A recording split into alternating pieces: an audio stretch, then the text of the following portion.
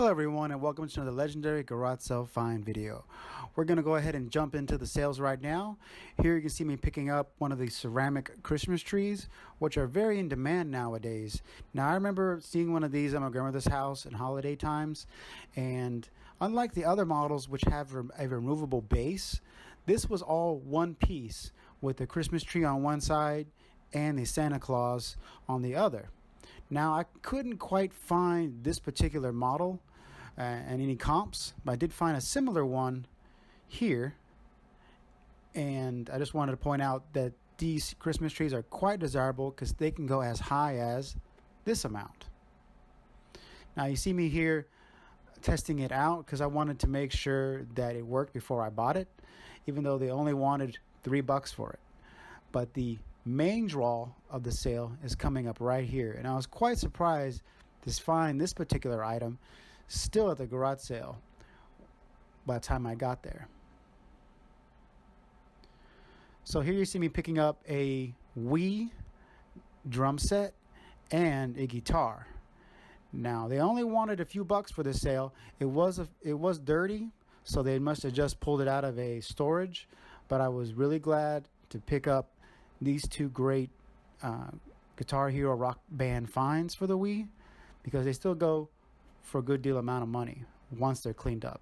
And I went home and tested them promptly. So I picked up some nice items at this sale and had a nice chat about comic books with one of the organizers. So we're going to move on to the next sale. I apologize that we missed half of the sales pickups because my camera took photos instead of taking video when I first walked up. So I'm going to talk about all the nice items I picked up as you see me here getting checked out. So what you see in the plastic bag right there is a set of cast iron kitchen decor hangers meant to hang somewhere in your house, preferably in your kitchen, because they're antique little kitchen accessories. So that was an interesting thing I decided to pick up. And the next thing you see there is a multiplayer card game in that little book. I thought it was really interesting, and it seemed to be unopened, like it hadn't been played before, so I decided to pick it up. Now, also on the table, which you'll see here shortly, is a nice TI-83 graphing calculator. So I was very happy to pick that up for a few bucks. I believe it was just $5, and it was great because I still had its battery so I could test it. Now in the box, you'll see some of the anime VHS that I picked up. I got a stack of Dragon Ball Z and Yu-Gi-Oh! Now, depending on which set, and if you find the entire set of those particular series, they can go for a pretty good amount of money. So definitely keep a lookout for these items at any future sale you might go to, because you never know what you might be picking up. Good morning. How we doing? Yeah. Everyone doing all right? Yeah, mine too. Good, good. Oh, that's a nice set. Ooh.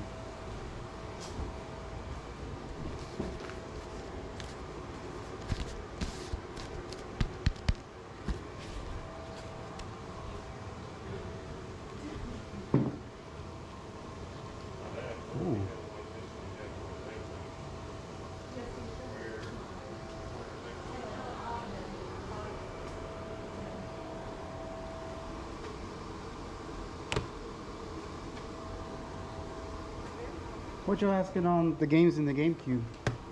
For the GameCube, like $35. Okay, so for $35, it's a no-brainer, but I just didn't know how much value I was getting for the $35 asking price, considering how much GameCubes are going for right now and the two awesome games that came with the system. But you'll see in a moment a little added bonus that I had never seen before whenever I picked up a GameCube before. So the next thing I'm going to do here is what you always want to try to do when you have electronic, is see if they'll let you plug it in just so you can see if it powers on. With the GameCube, I just want to see if the power light lights up and if I hear the disk drive spin inside. And you'll see here shortly that it does indeed work. And then the next big thing that I pick up is a big surprise. What I have right there is a black version of one of these. It is a GameCube upscaler or HDMI adapter, which outputs the best picture a GameCube can do. and I was quite surprised when I saw how much these things were going for.